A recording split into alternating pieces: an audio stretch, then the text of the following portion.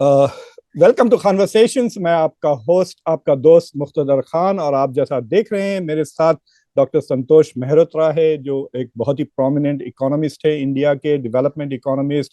India की वो policy commission के साथ भी काम कर चुके हैं। He is been a professor in many continents and countries, और वो इंटरनेशनल यूएनडीपी वगैरह के साथ भी काम करें। तजुर्बा बहुत ज़्यादा है, लंबा है और गहरा है। आज हम उनके बारे में एक ऐसे ही बहुत ही गहरा मसले के बारे में बात करेंगे, one of the BIMARU states as they say, Bihar के बारे में।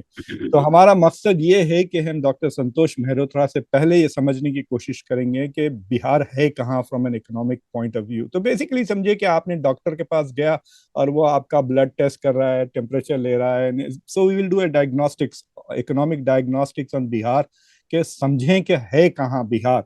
फिर उसके बाद हम बात करेंगे कि क्या, what are the best possible solutions, क्या स्ट्रैटेजी होनी चाहिए डेवलपमेंट की, और which political party has some ideas that are beneficial.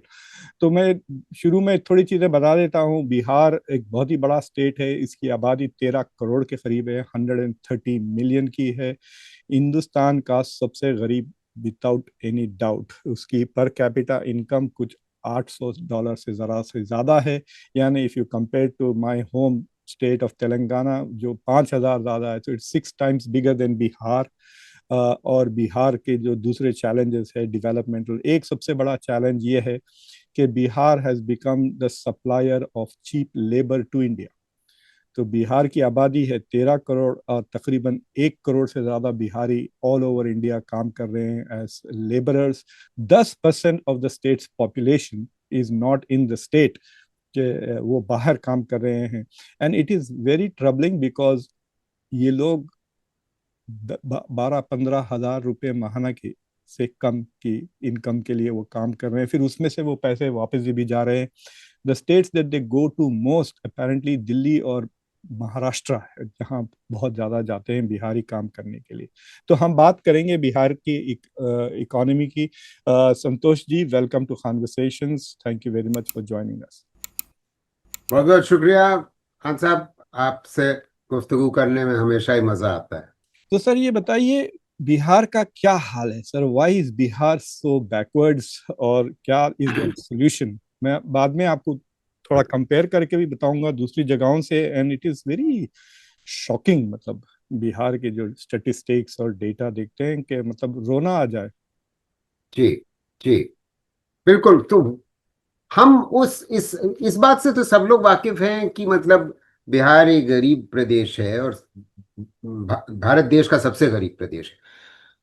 मगर आपने जो सवाल किया कि क्यों ऐसा है, तो इसका एक इतिहास है और उस इतिहास को बहुत लोग उससे वाकिफ नहीं है। इस वजह से मैं इतिहास से शुरू करूंगा।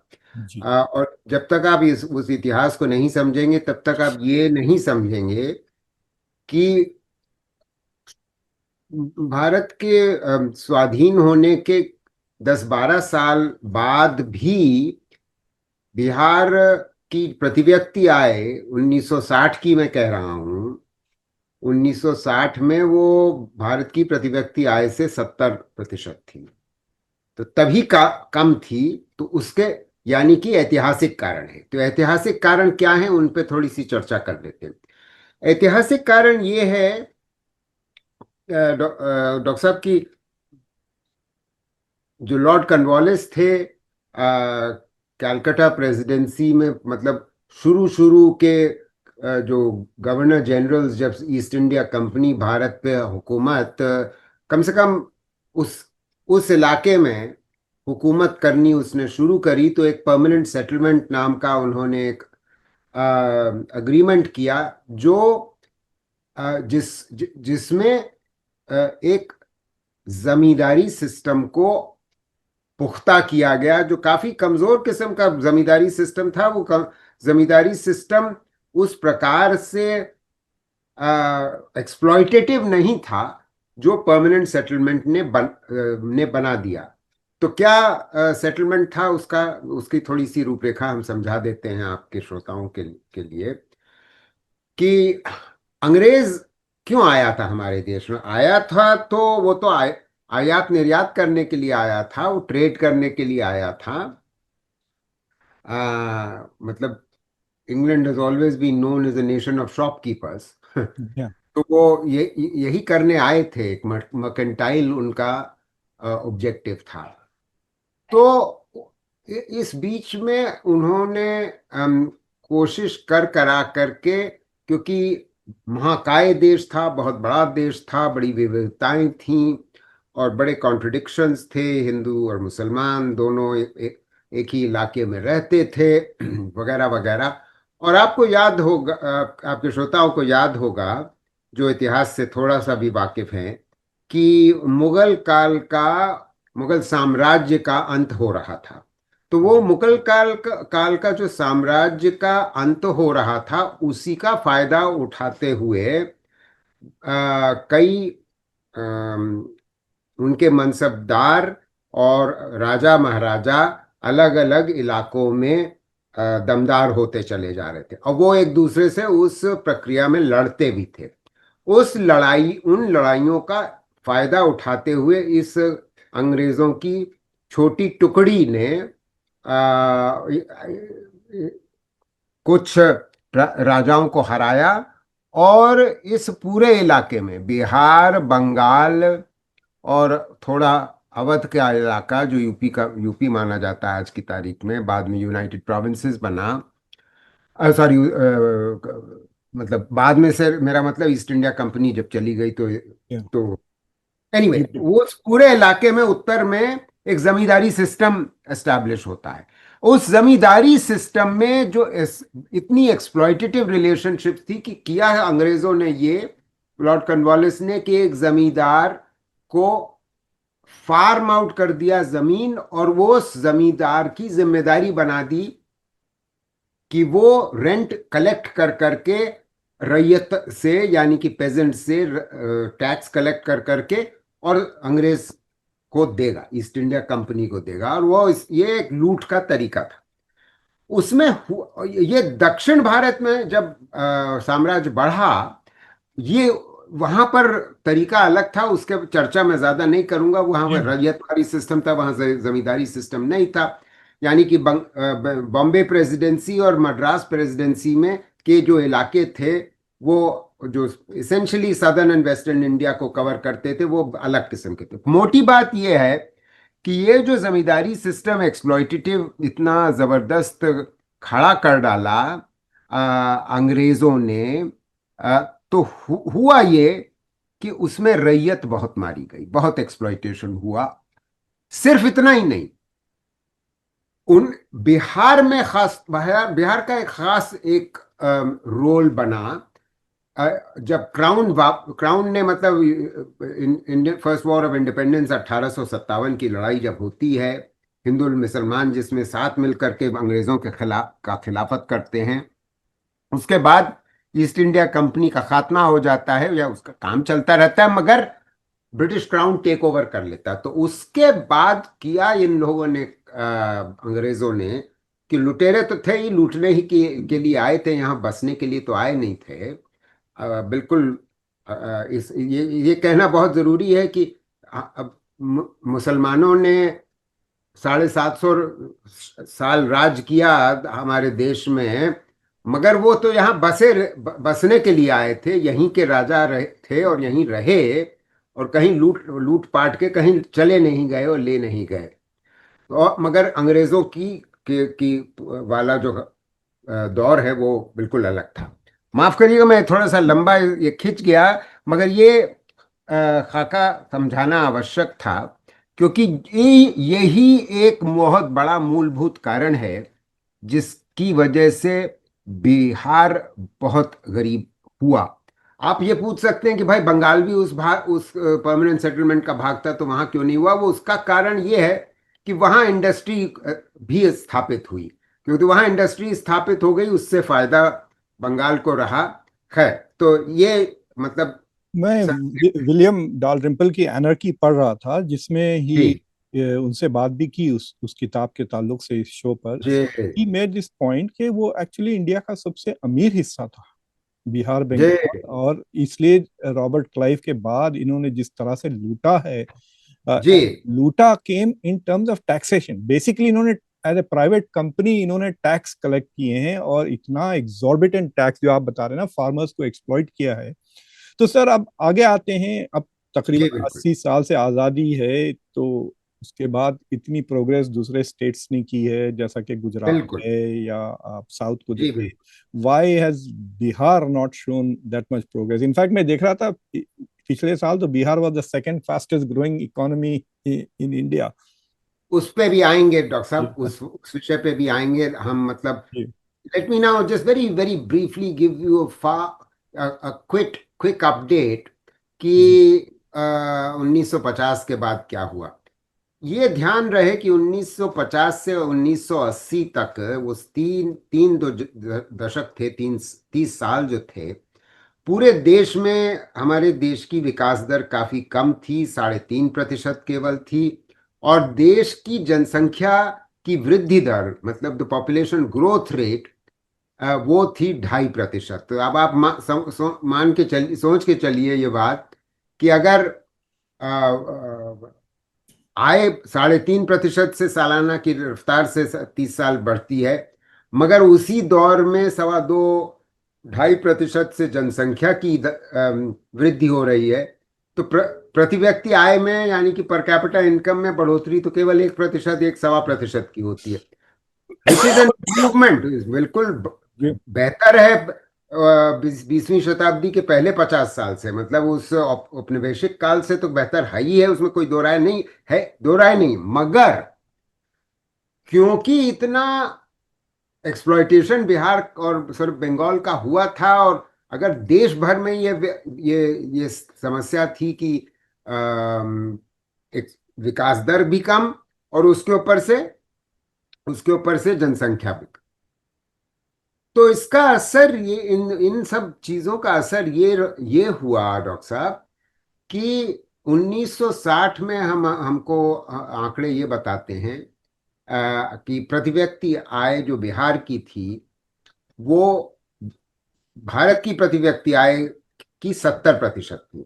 मगर वो धीमे धीमे घट घट के, घटती घटती, ये अनुपात है, मतलब 70% वाला, वो 70% से घट के 60% होती है, फिर 50% होती है, और घटते घटते वो 2005 जब आता है तो वो 33% पे रह जाती है। यानी कि बिहार की आय 33% थी 2005 में, जब अगर आप उसकी तुलना करें प्रति व्यक्ति आय भारत देश। अब मैं 2005 पे क्यों क्यों क्यों शुरुआत कर रहा हूं आज हमारी इस चर्चा को लेकर? जी इस वजह से शुरुआत कर रहा हूं जी कि नीतीश कुमार जी जो आज मुख्यमंत्री हैं, वो 2005 से मुख्यमंत्री हैं। जी और उनको, वो क्योंकि उनकी पार्टी बड़ी छोटी सी है, जदयू बड़ी छोटी पार्टी है, क्योंकि वो जिस कास्ट से आते हैं वो बड़ी छोटी सी कास्ट है, वो 3-4% का उनका अनुपात हैगा बिहार की जनसंख्या में। और भाजपा के बिना वो सरकार नहीं बना सकते थे। तो इस पिछले 20 साल में, यानी कि 2005 से 25 के बीच में 17.5 साल वो भाजपा की के सहारे मुख्यमंत्री बने रहे। जी केवल 2-2.5 साल वो राजद का सहारा, उनके पास राजद का सहारा था, यानी कि आपके लालू यादव के बेटे तेजस्वी यादव की के सहारे से, और कांग्रेस के सहारे से। खैर, तो मोटी बात यह है कि आज 2025 में जो 2005 की स्थिति थी, वही 25 में स्थिति है। अर्थात कि भारत की प्रति व्यक्ति आय जो है, उसका आज भी बिहार 33%। अब आप सोच लीजिए कि मतलब 20 साल में कोई परिवर्तन नहीं आया, कोई बढ़ोतरी नहीं हुई relative to rest of India. तो अगर बीमारू तब था, तो आज भी बीमारू है। ये मतलब दुखद बात ये है। लोगों को मैं सिंपली नंबर में बता देता हूँ। आप जो कह रहे हैं पर कैपिटा जो था ये इंडिया की अब 2800 के करीब है, और Bihar is less than 1/3 of that, which is 800। यही कह देर रहे you, that is exactly right sir. आप जी बिल्कुल ठीक कह रहे हैं, लेस देन वन थर्ड है। जी ये थोड़ा सा फर्क आपके हमारे आंकड़ों में केवल इस वजह से आ रहा है क्योंकि मैं रुपए में जो वो आंकड़े हाँ बता रहा हूँ, और मैं आप एक्सचेंज रेट को जी हाँ लेकर के जी बता रहे हाँ हैं। खैर, जी मोटी बात यह है जी कि बिहार उन प्रदेशों में रह गया डॉक्टर साहब, जो यूपी की तरीके से और झारखंड की तरीके से आज भी बीमारू है। मैं ये कह सकता हूं कि बाकी दो जो प्रदेश हुआ करते थे, जिनको आशीष नंदी ने, सॉरी आशीष बोस ने, नंदी ने, आशीष बोस ने, जी जो एक हमारे देश के नामी डेमोग्राफर थे, बड़ा जबरदस्त अच्छा काम किया है उन्होंने। उन्होंने ही ये शब्द इस्तेमाल किया, बिहार, मध्य प्रदेश, राजस्थान, उत्तर प्रदेश, ये चार को वो बीमारू अ, शब्द इस्तेमाल किया, क्योंकि एक एक्रोनिम उन्होंने बना दिया। और मेरी राय में पिछले 15-20 साल में ये कहा जा सकता है कि राजस्थान और मध्य प्रदेश प्रगति के ऐसी रफ्तार उन्होंने पकड़ी है कि उनको आज आप बीमारू कहें तो ये बिल्कुल ज्यादती हो जाएगी। और छत्तीसगढ़ के लिए भी आप ये बात नहीं कह सकते। और उत्तराखंड तो वैसे ही यूपी से कट के अलग हो गया, तो वो तो एक अलग कैटेगरी हो गई, वो वैसे ही ज्यादा विकसित है। तो मोटी बात ये है कि ये दो प्रदेश या तीन प्रदेश, झारखंड कट बिहार से ही कटा था। हाँ बिल्कुल, आप ये अच्छा कर रहे हैं, ये मैप दिखा रहे हैं। जी हाँ बिहार ये झारखंड से कट कट के बना था 2000 में, सन 2000 में। तो मोटी बात ये रह गई है कि यही तीन प्रदेशों की सबसे कम प्रति व्यक्ति आय। आप कुछ इसके बारे में, इस मैप के बारे में बताना जी चाहते हाँ। हैं तो जरूर अगर बताइए। आप ये नक्शा अगर देख रहे हैं भारत का, तो इसमें जो मुल्क हैं, अगर आप उत्तर प्रदेश, बिहार और झारखंड को देख रहे हैं, जो पिंक कलर के हैं, ये सिर्फ तीन ऐसे भारत के स्टेट्स हैं जो बांग्लादेश और पाकिस्तान से भी गरीब है। जी। जी हाँ, यानी बांग्लादेश देखिए, पाकिस्तान की पर कैपिटा इज 1600 के करीब है, यूपी हम्म। 1300, फिर बिहार 800 और 1400 जो झारखंड है। और जो जी। येलो स्टेट्स हैं, जो पीले रंग के हैं, वो पाकिस्तान से अमीर और बांग्लादेश से गरीब है। हम्म। और जो हम्म। बाकी के जो सारे हम्म। स्टेट्स हैं आप देख रहे हैं, बेसिकली वेस्टर्न गुजरात से लेके ऑल द वे डाउन, और फिर ऊपर के वो जो चार स्टेट्स हैं, तो ये जो स्टेट्स हैं वो दो आर द वन जो इंडिया को इतना मतलब डेवलप्ड बना देते हैं। They are richer than India, they are richer than Bangladesh, and they are richer than Pakistan obviously. तो ये मैं बताना चाह रहा था कि ये जो, बहुत अच्छा किया। हाँ, और खतरनाक बात ये है संतोष जी, कि ये जो सबसे गरीब हिस्सा है, ये जो पिंक कलर का, मैं आपको बाद में भी अंदाजा दूंगा कि ये कितना गरीब है। हम्म। ये तकरीबन भारत के पार्लियामेंट को कंट्रोल करता है इन हाँ, टर्म्स इस ऑफ। बात जी बिल्कुल। जी और जी ये नहीं, ये बात बहुत आपने अहम बताई कि भारत की पार्लियामेंट को कंट्रोल करता है। उसका कारण तो हमारी जनता को समझना चाहिए ना, श्रोताओं को, कि केवल ये दो प्रदेश को की जनसंख्या आप जोड़ दीजिए तो आप ये मान के चलिए कि लगभग 30-35 करोड़। 23 हैं। हाँ बिल्कुल, आप 37 करोड़ की बात हो गई। जी मोटे तौर से आप ये कह सकते हैं कि एक चौथाई जनसंख्या देश की इन केवल इन दो प्रदेशों में है। जी हाँ और यही कारण है कि 80 सांसद यूपी के और 40 सांसद बिहार के मिलाकर के 120 हो जाते हैं। तो लग वो सीधे आप मान के चलिए कि करीब 22% हमारे लोकसभा का के सांसद यहाँ से आते हैं। इस वजह से हर पार्टी का ये कि बड़ी कोशिश होती है कि इन पे वर्चस्व बना रहे। और भाजपा तो बड़ी चतुराई से पिछले 10-12 साल से खास तौर से इस पे इन्होंने वर्चस्व इन दोनों पे बना लिया है। जी। सर, आपसे एक इंटरेस्टिंग बात बताऊंगा। आमिरुल्लाह खान जो हमारे कॉमन जी। फ्रेंड जी। इकोनॉमिस्ट, वो यहाँ यूनिवर्सिटी ऑफ डेलावेयर में एक लेक्चर दिए थे पिछले महीने। तो जी। जी। उन्होंने एक बहुत ही इंटरेस्टिंग बात, उन्होंने ये भी नक्शा लेकर उन्होंने कहा कि अमेरिका में अगर आप इस तरह का नक्शा डालें, तो अमेरिका में जो सबसे अमीर स्टेट्स हैं, यानी टेक्सास, कैलिफोर्निया और न्यूयॉर्क, सबसे ज्यादा लोग वहां रहते हैं। यानी आबादी उन स्टेट में ज्यादा है जहां अमीरी है। भारत एक ऐसा एक अनयूजुअल मुल्क है सारी दुनिया में जहां ज्यादा लोग जहां हैं वहां गरीबी है। तो उससे ये हो जाता है कि एक के the poorer state have more policy control, एक, और दूसरी चीज ये है कि ये पूरे मुल्क को नीचे खींच लेते हैं क्योंकि पॉपुलेशन इतना ज्यादा है, पर कैपिटा एवरेज वगैरह ये गिरा देते हैं। और तीसरी चीज उन्होंने ये बताई थी कि ये लोग कुछ एक्सपोर्ट ही नहीं करते, इसलिए ये डोनाल्ड ट्रंप के टैरिफ्स वगैरह से इनको कोई असर ही नहीं होता। सारा टैरिफ्स वगैरह दूसरे शहरों पर होता है, स्टेट्स पर, जिनके पास पॉलिटिकल क्लाउट नहीं। जी, नहीं, बहुत अच्छी बात आपने बताई। और मैं इस बात, आपकी इस बात को और आमिर की बात को और आगे बढ़ाता हूँ, ये आपके श्रोताओं को बता करके कि ये मसला है क्या कि इन दो प्रदेशों और झारखंड की भी जनसंख्या में वृद्धि दर इतनी ज्यादा क्यों है? Why is there population growth rate higher? जी। So in some ways the low per capita income जो है, उनकी प्रति व्यक्ति आय कम होने का बहुत बड़ा कारण उनकी जनसंख्या वृद्धि दर ही है। इसका और गहरा कारण क्या है वो समझना जरूरी है। और वो गहरा कारण ये है कि पश्चिम और दक्षिण के प्रदेशों की तुलना में हमारी हिंदी पट्टी में, और खासतौर से इन तीन प्रदेशों में, जो स्वास्थ्य पे निवेश हुआ है और जो शिक्षा पे निवेश हुआ है शुरू से, वो बहुत कम है। और मैं ये कहूंगा कि ये क्यों हुआ है ये समझना आवश्यक है।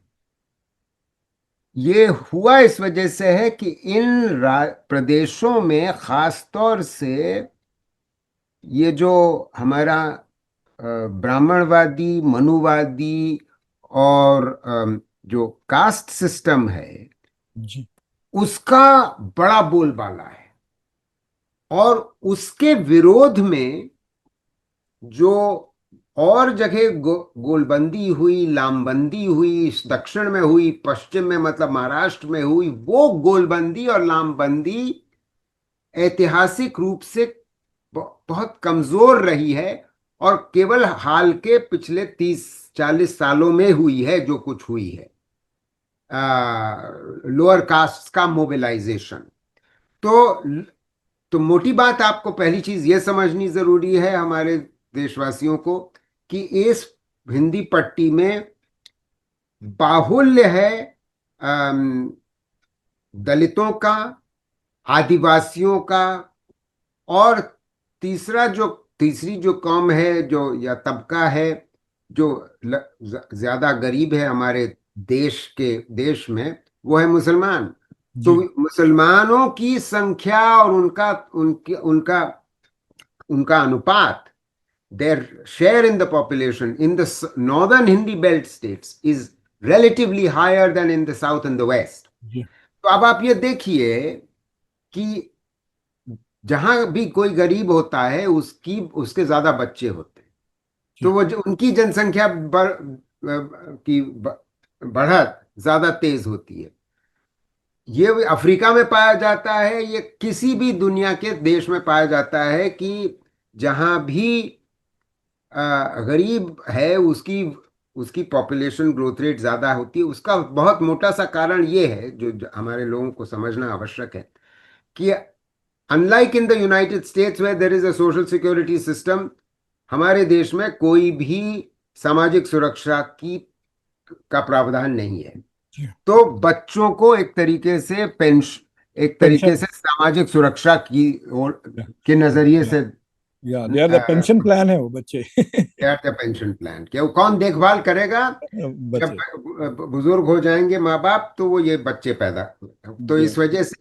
तो अच्छा, मगर मोटी बात यह है कि इस सोच को बदला जा सकता है अगर आप स्वास्थ्य सेवाओं पे खर्च करें और बच्चों की मृत्यु दर को घटा दें। अगर बच्चों की मृत्यु दर घटती है तो धीमे और शिक्षा बढ़ती है, आम जनता में, खासतौर से निचले तबके में, और खासतौर से महिलाओं में अगर शिक्षा का स्तर बढ़ता है, और महिलाओं का शिक्षा स्तर इतना बढ़ जाता है कि केवल प्राथमिक शिक्षा नहीं, वो माध्यमिक शिक्षा भी प्राप्त कर लेते हैं, यानी कि they become educated up to secondary level, then there is a transformation and the birth rate falls and falls sharply. और ये प्रवृत्ति हमने पूरी हिंदी पट्टी में देखी है, ये बढ़ी है, बड़ी जबरदस्त तौर से बढ़ी है।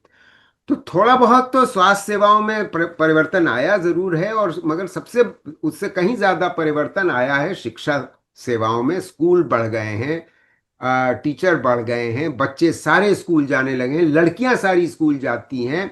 बिहार, छत्तीसगढ़, मध्य प्रदेश, राजस्थान, यूपी में भी सब बच्चियां स्कूल जाती हैं। इन वजहों से जनसंख्या वृद्धि दर कम हुई है, हर परिवार में कम हुए होते हैं बच्चे। तो अब आखिरी बात ये, इससे पहले कि आप अपने जी सवाल आगे ले जाएं, मैं मतलब आमिर वाली बात को और आगे बढ़ा रहा हूं कि गरीबी इस वजह से है क्योंकि बच्चे ज्यादा होते रहे हैं इस हिंदी पट्टी में, मगर हाल में पिछले 10-15 साल में क्योंकि शिक्षा बढ़ी है, स्वास्थ्य सेवाएं बेहतर हुई हैं, तो हर प्रदेश में, यूपी बिहार में भी कमी आई है। मगर जब कहीं ज्यादा कमी आई है राजस्थान, छत्तीसगढ़ और मध्य प्रदेश इत्यादि में, और दक्षिण में तो आई ही आई है। आप जिस प्रदेश से आते हैं, आप तो तेलंगाना हैदराबाद से आते हैं, वहां तो वैसे ही बहुत कम है, शिक्षा का स्तर ज्यादा है, और स्वास्थ्य सेवाएं जी बेहतर है, और बच्चे कम होते हैं हर परिवार में। मतलब गरीब के भी बच्चे कम होते हैं। तो वन पॉइंट बात ये से है 1.4 1.5 हो गई है बात फर्टिलिटी देखिए, रेट। जी मगर अब देखिए, देश में खुशखबरी ये है कि वो दो दो हो गया है। 1.4 तो खैर दक्षिण और पश्चिम में आपको मिलेगा, जी हाँ। भारत की औसत 2 हो गया है। जी हाँ, मतलब मगर जी हाँ। मगर अब हम बिहार पे वापस लौट रहे हैं कि बिहार, यूपी और बिहार में सबसे ज्यादा है। जी हाँ बिल्कुल। यूपी में 2.5 है, हर हर महिला के 2.5 बच्चे होते हैं, और जी बिहार में अभी भी 3 होते हैं। जी तो ये दिक्कत है। सर, मैं आपको जी एक डेटा देता हूँ। अभी एक ASER नाम का कोई असेसमेंट है एजुकेशन का, और जी वो लोग कहते हैं कि 87% ऑफ ग्रेड 3 स्टूडेंट्स, जी 63% of grade 5 students, and thirty जी percent of grade 8 students are unable to read at grade 2 level in Bihar. सोचिए, एब्सोल्युटली करेक्ट, बहुत मतलब बजा फरमा रहे हैं आप। मतलब मैं दोबारा कह देता हूँ उसको हिंदी में, हाँ यानी कहिए। तकरीबन 8वीं जमात के 3 में से 1 बंदा सेकंड जमात के लेवल पे भी नहीं पढ़ता। मतलब बिल्कुल दिस इज बिल्कुल सही सच ए कह स्केरी, मतलब रहे हैं। ये तो ये एजुकेशन में इन्वेस्टमेंट हो रहा है, लेकिन मतलब एजुकेशन तो एजुकेट बहुत नहीं सही हो कह रही है रहे हैं। पब्लिक। हाँ, मतलब बच्चे सीख नहीं रहे हैं, मगर वो स्कूल जा जरूर रहे हैं, जी हाँ। और उनको एक सर्टिफिकेट मिल जाता है। तो तो ये दोनों बातें बिल्कुल सत्य हैं, आप बिल्कुल सही कह रहे हैं। ये annual survey of education report 20 साल से चली आ रही है, और यही दुखड़ा आज भी आप पाते हैं, जो मतलब लगभग आपको 20 साल पहले स्थिति जी मिलती थी। तो अब वापस बिहार पे लौटते हैं कि देखिए, अगर बिहार में या यूपी में शिक्षा पे जो ध्यान देना चाहिए था, नीतीश जी को जो देना चाहिए था, भाजपा या कोई भी सरकार होती उसको देना चाहिए था, वो आज तक नहीं दिया गया। और उसका, और हमने एक बिहार पे बड़ी लंबी स्टडी करी है, जो एक किताब के रूप में आने वाली है। जी उसमें हम ये पाते हैं कि इसका एक बहुत बड़ा कारण डॉक्टर साहब ये है, बहुत बड़ा कारण, कि लाखों की संख्या में टीचरों की पोस्ट हैं, मगर वेकेंट हैं।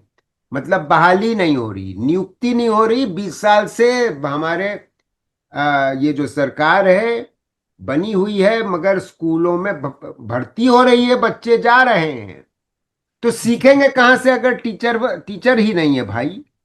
जी हाँ। आप टीचर की नियुक्ति नहीं कर रहे, तो प्यूपल टीचर रेशियो बिहार का देश में सबसे बदतर है, और टीचर फिर उसके ऊपर से आता नहीं है ऐसी स्थिति में। वो आता नहीं क्यों? क्योंकि वो उनका ट्रेड यूनियन है, और वो उसने एक धंधा चलता है, सरकारी नौकरी है स्कूल टीचर की। उसने किसी प्राइवेट टीचर को 500 रुपये महीना वो थोड़ अपनी, या पाँच एक दो हजार रुपये जेब से देता है, उसे कहता है तुम जाओ पढ़ाए आओ, हम घर से कुछ और धंधा कर लेंगे इस बीच में। तो सरकारी नौकरी भी लिए हुए है, उसकी तनख्वाह ले रहा है, और जी। एक दो हजार दे करके वो अपना किसी टीचर असिस्टेंट को लगा देता है। तो ये तो धंधा चलता है साहब जी।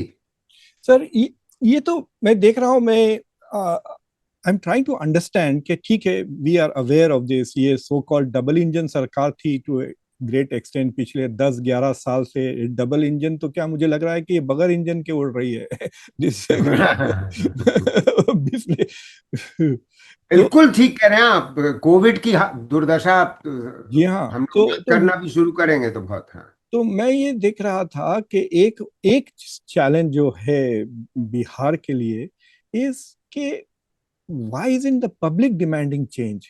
क्या वो खुश हैं 20 साल से अगर कोई तरक्की नहीं हो रही स्टेट में? उनको नजर आ रहा है कि हम सबसे गरीब हैं, हमारे बच्चे जाकर वहां पे काम कर रहे हैं, यहाँ पर काम कर रहे हैं। मैं एक एक शख्स से हैदराबाद में अप्रैल में, जब मैं हैदराबाद आया था, जब आपसे मुलाकात भी हुई थी वहां पर, तो एक शख्स ने बहुत कैजुअली कर दिया था, यार ये बिहारी गेटोस बना रहे हैं यहाँ आकर। तो घेटो। गेटोस, अच्छा, बिकॉज हैदराबाद में। अच्छा। बिकॉज तनख्वाहें इतनी कम देते हैं ना इनको। आप देखिए, जी। इंडिया में जो मतलब थोड़ा इज्जत से जीने के लिए कम से कम 30,000 से लेके 40,000 रुपए चाहिए आपको। अगर उससे कम मिलती है, और इनको वो लेबर तबका को उतना नहीं मिल रहा है। इंडिया की जो मीडियन इनकम है वो 8,000 रुपए के करीब है। तो अगर आपको 15,000 20,000 इस तरह रुपये मिल रहे हैं हैदराबाद में, तो आप अकेले भी नहीं रह सकते ऑन योर ओन। तो ये आप एक एक अपार्टमेंट में 5-5 6-6 बच्चे रहते हैं जो बिहार से आके लेबर, लिटरली लेबर वर्क कर रहे हैं, वो धूप में काम कर रहे हैं। So it is creating these ghettos. तो ये तो मतलब पब्लिक को तो एहसास है ना कि उनके बच्चे गए हुए हैं। तकरीबन 1 करोड़ आउट ऑफ 13 करोड़ बाहर काम कर रहे हैं, जिसके वजह से भी बहुत सही कह रहे हैं। जी हाँ। So why don't they demand change? मेरा ये सवाल है कि 20 साल से वही बंदा। हाँ, तो देखिए, they demand, it's not that they don't demand change, it's that Bihar, with its enormous um, enormous poverty, and hence the ability of the politician to survive on a system of patronage and corruption, has उसका असर ये हुआ है कि the entire polity has been deeply corrupted. तो अब मैं आपके सवाल का जवाब देने की कोशिश करता हूं कि ये कैसे हो रहा है कि नीतीश बाबू वापस बार बार इलेक्शन जीत जाते हैं। कोई बड़े भारी भरकम मेजोरिटी से नहीं जीतते हैं। जी हाँ। अब पिछले 5 साल पहले आपने सब आपके श्रोताओं को सबको मालूम होगा कि कोई खास मेजोरिटी से नहीं जीते थे। तो उन्होंने कुछ जुगाड़ बना रखे हैं। क्या जुगाड़ है उनके? एक जुगाड़ उनका ये है कि इन्होंने नशाबंदी कर दी है। अच्छा, नशाबंदी क्यों करी है? इससे उनको महिलाओं का वोट मिलता है, क्योंकि महिलाएं बहुत डंके की चोट पे काफी, मतलब सालों से इस बात की मांग कर रही थी कि नशाबंदी होनी चाहिए। नीतीश बाबू, हमारे आदमी लोग, हम मतलब हम जो कमाते हैं या खुद भी कमा करके वो जब लाते हैं तो वो उसको दारू में उड़ा देते हैं, और हम बच्चों की देखभाल केवल हम ही को करनी पड़ती है आखिर में जा करके। तो इस आप नशाबंदी बिल्कुल करवा दीजिए। गांव गांव में जो ठेके हैं उन सबको बंद करवा दीजिए उससे। तो नीतीश जी ने कर दिया। अब उसका असर देखिए। गरीब प्रदेश, उसमें एक बड़ा भारी स्रोत किसी भी राज्य सरकार के लिए होता है ये दारू का धंधा। अब ये समझिए कि जब से जीएसटी आया है, जीएसटी 2017 में आ गया था, जी हाँ। उसके बाद से राज्य सरकारों के करों के स्रोत वैसे ही कम हो गए। तो अल्कोहल और पेट्रोल डीजल पे जो टैक्स लगाते हैं, सेल्स टैक्स, ये दो बड़े अभी भी स्रोत हैं राज्य सरकारों के पास। अब बिहार सरकार ने इस राजनीतिक कारण से कि महिलाओं का वोट मिल जाए, उन्होंने नोट नशाबंदी कर दी। अब इसमें कोई दो राय नहीं है कि उनको महिलाओं का वोट इस वजह से अच्छा खासा मिलता रहा है। तो एक कारण ये है। दूसरा कारण ये रहा है खान साहब, कि ये कोशिश ये करते हैं कि अम, जब जरूरत पड़ती है, और ये भाजपा जब से आई है खास तौर से ये चल रहा है कि कि इन्होंने, इनकी कोशिश ये रही है कि कुछ ये कैश ट्रांसफर देना शुरू कर दें। अच्छा, उसके ऊपर से केंद्र सरकार का जो पीएम आवास योजना है, ये घर बना रहे हैं।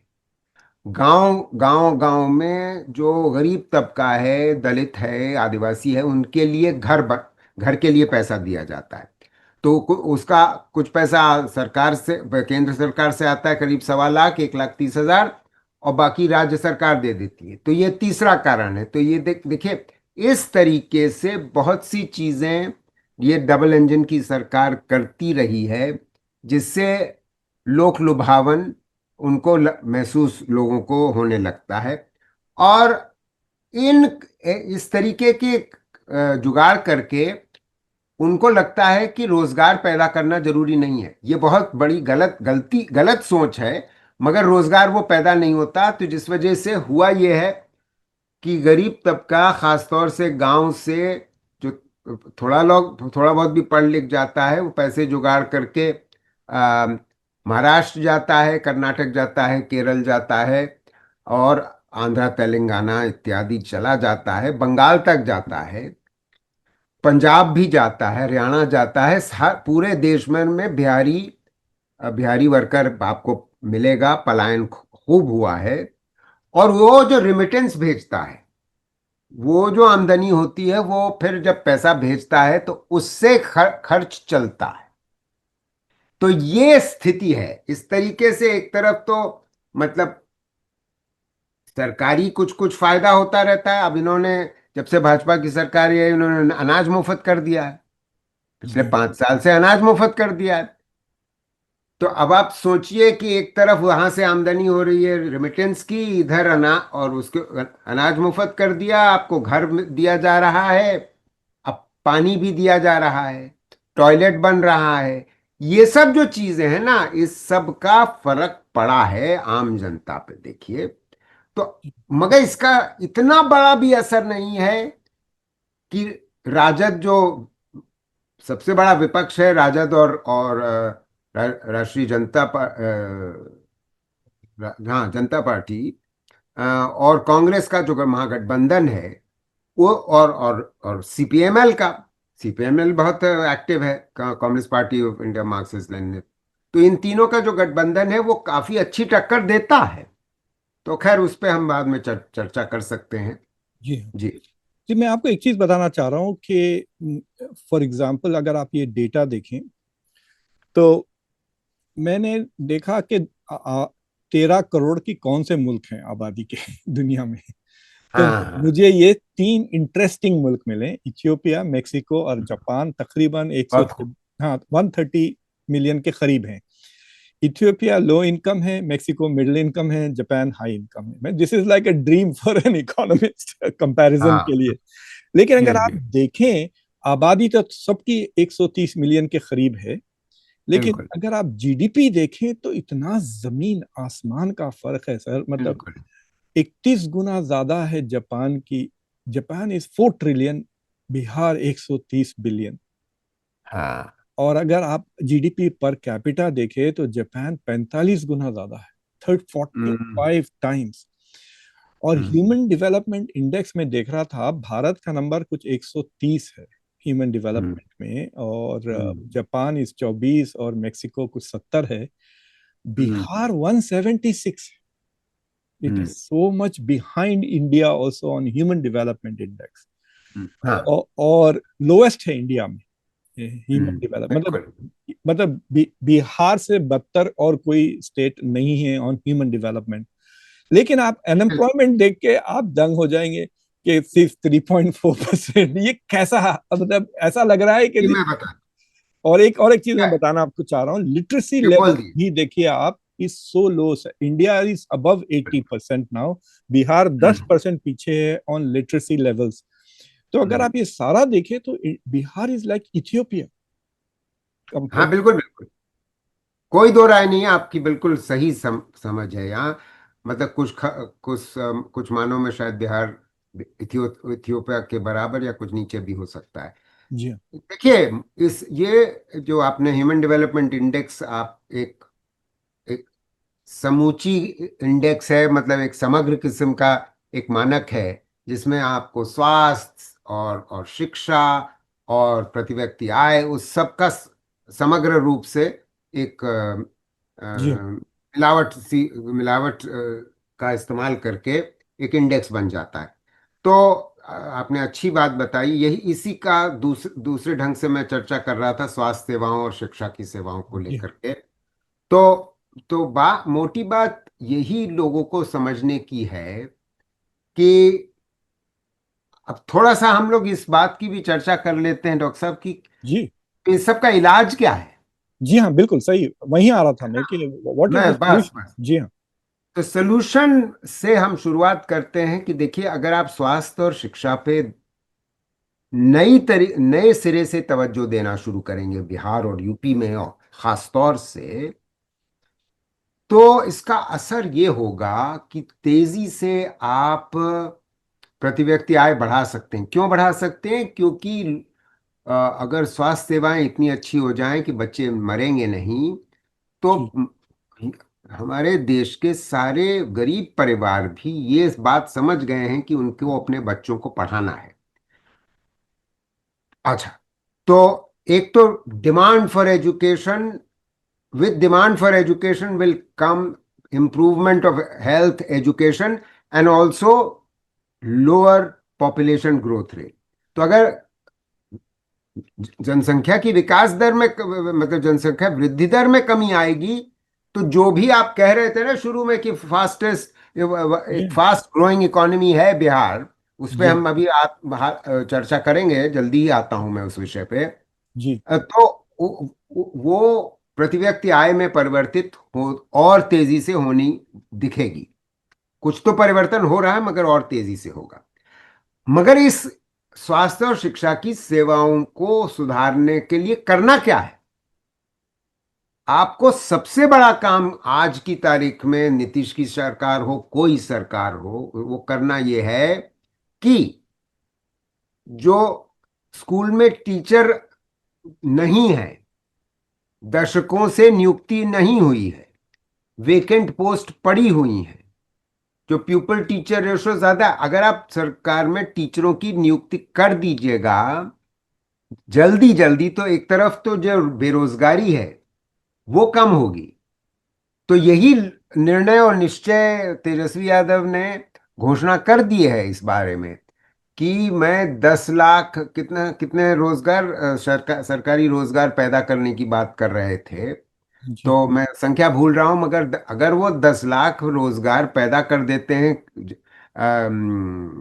सरकार में, वो संभव है। उसके बारे में अभी चर्चा, अभी आप और किस तरीके से किया जा सकता है, क्योंकि मैंने इस किताब के लिए हिसाब लगाया है, बिहार पे जो किताब में हमने लिखी है अपने पीएचडी छात्रों के संग, बिहारी पीएचडी छात्र, कि आज की तारीख में 3 सेक्टर में, सरकार के 3 सेक्टर में, शिक्षा, स्वास्थ्य और पुलिस, जो ये तीन को आप जोड़ दीजिए तो ये पूरी जो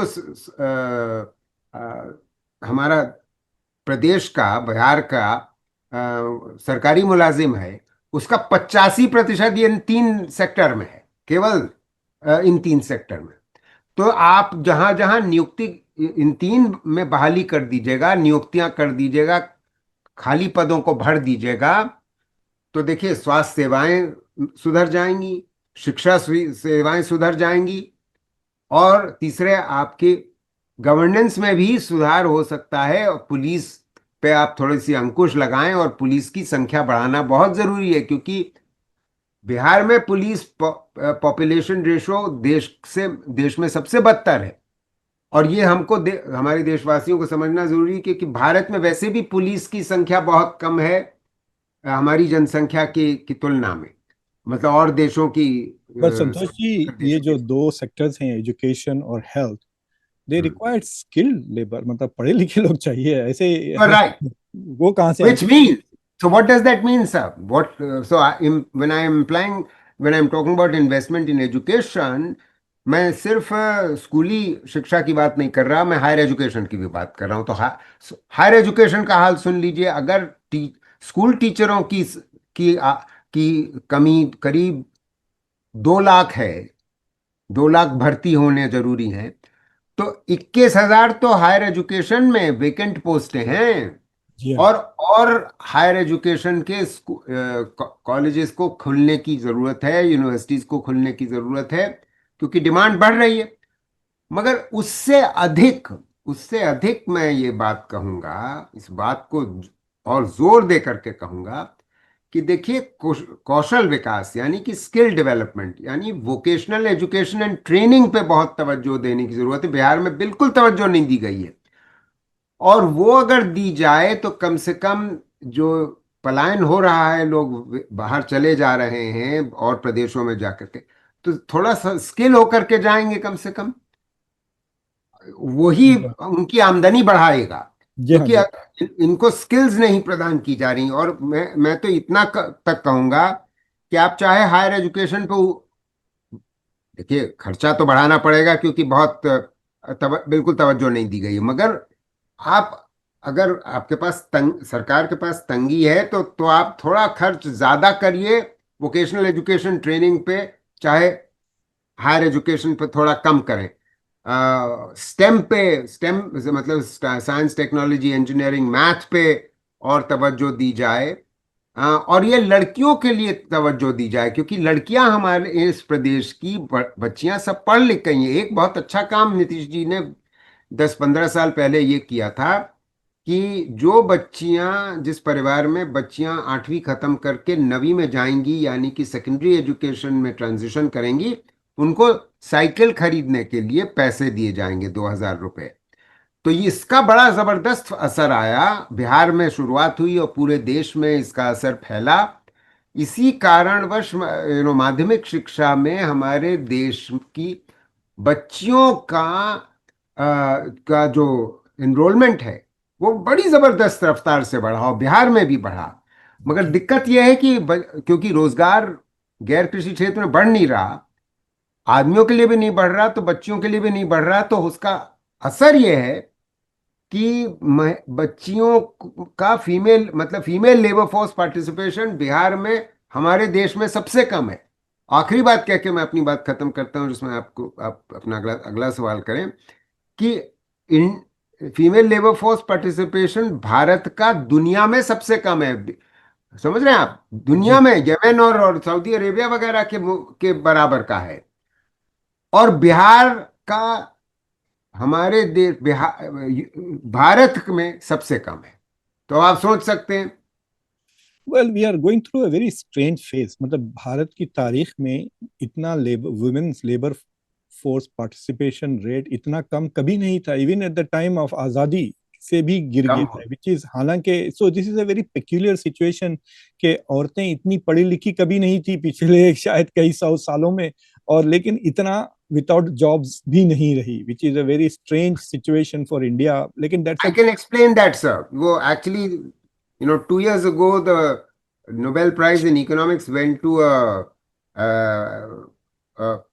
Harvard professor called Professor Golden. जी महिला है।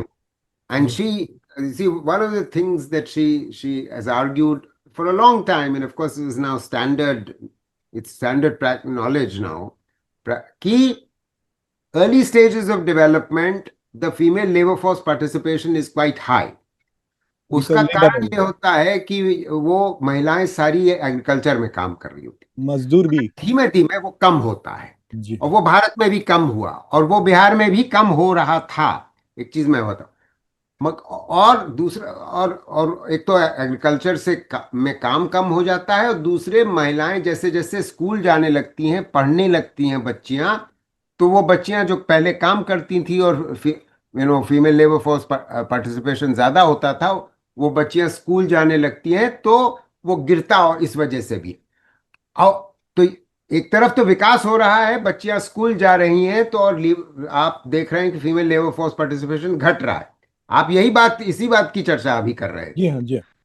तो अब रोचक बात यह है, मैं अपनी बात खत्म कर रहा हूं। जी रोचक बात यह है कि जैसे जैसे विकास होगा और बच्चियां और पढ़ जाएंगी, और अगर और रोजगार बढ़ेगा, गैर कृषि क्षेत्र में रोजगार बढ़ेगा, तो फीमेल लेबर फोर्स पार्टिसिपेशन बढ़ेगा।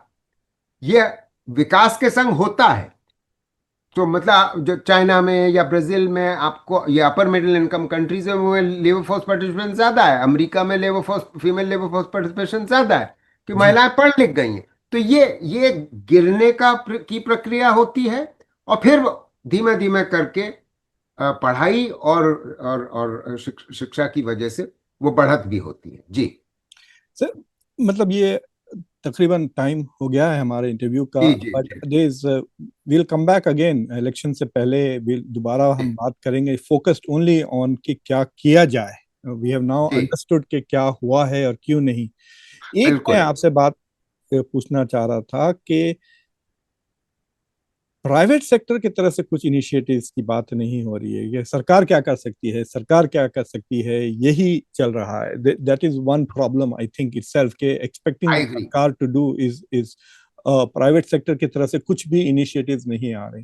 दूसरी, कारण मैं अभी बताऊंगा, जी जी हाँ, बोले आप। और जो दूसरी चीज ये है, जो सरकार भी है, ये प्रशांत किशोर को मैं सुन रहा था, उन्होंने कहा कि भाई जब गुजरात लोग जाते हैं तो वहां पे इन्वेस्टमेंट्स का और इन्वेस्टमेंट्स इन मैन्युफैक्चरिंग इसकी बातें होती हैं, लेकिन बिहार में जब आते हैं तो फिर लाभार्थी के स्कीम्स की बातें होती हैं। सो इट इज लाइक के even government treats these people as handicapped, कि अरे ये तो मजबूर हैं, इनको हम चंदा देना चाहिए, और वहां पे वो लोग टैलेंटेड हैं दूसरे स्टेट्स में, वहां पे इस्तेमाल करना चाहिए उनको फॉर डेवलपमेंट। तो ये रवैया, how is this going to, like is there a perception of Bihar which is also impeding Bihar's development? देखिए, इसमें लोगों की समझ की कमी है, और ये है दिक्कत वहां है। आपके पहले सवाल पे आता हूं मैं, कि ये निजी क्षेत्र में निवेश क्यों नहीं है, प्राइवेट सेक्टर डेवलपमेंट क्यों नहीं है, private investment in organised industry manufacturing क्यों नहीं है। तो पहली चीज तो ये है कि प्राइवेट इन्वेस्टमेंट हो रहा है, वो सारा कंस्ट्रक्शन में जा रहा है। चाहे वो गांव में हो, चाहे वो शहर में हो। शहर में आप हर छोटे शहर में, इसमें कोई दो राय नहीं है, ये आप यूपी में पाते हैं, आप बिहार में भी पाते हैं। तो कंस्ट्रक्शन में नौकरियां बढ़ रही हैं, और वहाँ मजदूरी भी बढ़ रही है। जी। तो जो आदमी लोग हैं वो गांव छोड़ करके बिहार की कंस्ट्रक्शन इंडस्ट्री में बढ़ती संख्या में लगे हैं। और क्योंकि कंस्ट्रक्शन की एक्टिविटी बढ़ रही है, मैं रियल एस्टेट, चाहे कमर्शियल हो चाहे रेजिडेंशियल हो, वो दोनों बढ़ रहा है। तो उन्हीं सेक्टर्स से जुड़े हुए ऑर्गेनाइज्ड इंडस्ट्री है, उन्हीं में बढ़त है। तो सीमेंट में बढ़त है, मेटल्स में बढ़त है, और सैंड के माइनिंग में बढ़त है। ये सब चल रहा है, आप समझ रहे हैं। जी हाँ। और तो ऑर्गेनाइज्ड एक्टिविटी, प्राइवेट एक्टिविटी में सिर्फ उन इन सेक्टर्स में बढ़त है, और सारे सेक्टर्स में घटत ही है। तो ऑर्गेनाइज्ड फैक्ट्रीज की संख्या की कमी हम पाते हैं। आंकड़े हमको बता रहे हैं, annual survey of industries Bihar के लिए, कि वो घटत हो रही है। और उसका एक बहुत बड़ा कारण घटने का, डॉक्टर साहब, ये है कि हर जिले, और छोटे इलाकों में, पटना में भी दादाओं का और माफियाओं का खूब बोलबाला है। जी हाँ। और वो पॉलिटिशियन से जुड़े हुए हैं, पॉलिटिकल पार्टी से, उनको उनके पास उनकी छत्र छाया है। तो अब इन कारणों से कोई निवेश निजी क्षेत्र में क्यों करेगा, आप मुझे बता दीजिए। इसी वजह से मैं आपसे कह रहा था पुलिस चाहिए। हाँ, जी हाँ। आप चाहे शुरुआत करिए ऐसे इलाकों में जहां आपके पास ऑर्गेनाइज्ड इंडस्ट्री है और आप उसको बढ़ाना चाहते हैं, तो आपको पुलिस में पे तवज्जो देनी होगी। अच्छा, दूसरा कारण ये हमारे देश का इंडस्ट्रियलिस्ट बताता है कि भाई, आप स्वास्थ्य सेवाएं हम ही को प्रदान करनी पड़ेंगी। शिक्षा के लिए भी आप हमको वर्कर वहां अच्छा पढ़ा लिखा नहीं मिलता, क्योंकि जो पढ़ा लिखा है वो पहले से ही भागा हुआ है, जी और हाँ। जो कम पढ़ा लिखा है वो तो कंस्ट्रक्शन में है, या फिर और फिर पलायन कर गया है, कहीं कहीं और कुछ काम कर रहा है। तो अब इस स्थिति में ह्यूमन कैपिटल की कमी में तो मैं निवेश करूं तो क्या करूं, कैसे करूं? मगर बहुत संभावनाएं हैं, उसके बारे में हम अगली बार चर्चा करेंगे, क्योंकि एमएसएमईज की बहुत संभावनाएं हैं। मगर अब समय कम रह गया है, मुझे जी लगता है आप हाँ। जी चर्चा हाँ। को खत्म करना चाहेंगे। जी हाँ। जी जी। तो तो sir, this was quite illuminating. Bihar इतना बड़ा मसला है, हम एक घंटे में उसको सॉल्व नहीं कर सकते हैं। आई विल इंशाल्लाह come back to you next week and we will talk about what to do as part two to this. But thank you very much, conversations पे आपने ज्वाइन किया, हमको इतनी हिस्ट्री और उसके प्रॉब्लम से जाहिर किया। बिकॉज आई थिंक अल्टीमेटली जो बिहार के ओवरऑल प्रॉब्लम्स है वो भारत के भी प्रॉब्लम्स है। इट इज नॉट जस्ट बिल्कुल। Limited to Bihar. बिहार में वो it is like a textbook laboratory case बन गया है। सो अगर जो जो पॉलिसीज बिहार में सक्सेसफुल रहेंगे, they will be impactful all over the country. So it is important to come back and we will talk about specific policies, खासतौर से जो इंडस्ट्रियल सेक्टर है, इन्वेस्टमेंट्स वगैरह। So Santosh ji, thank you very much for coming to conversation. Thank you, बहुत बहुत शुक्रिया आपको।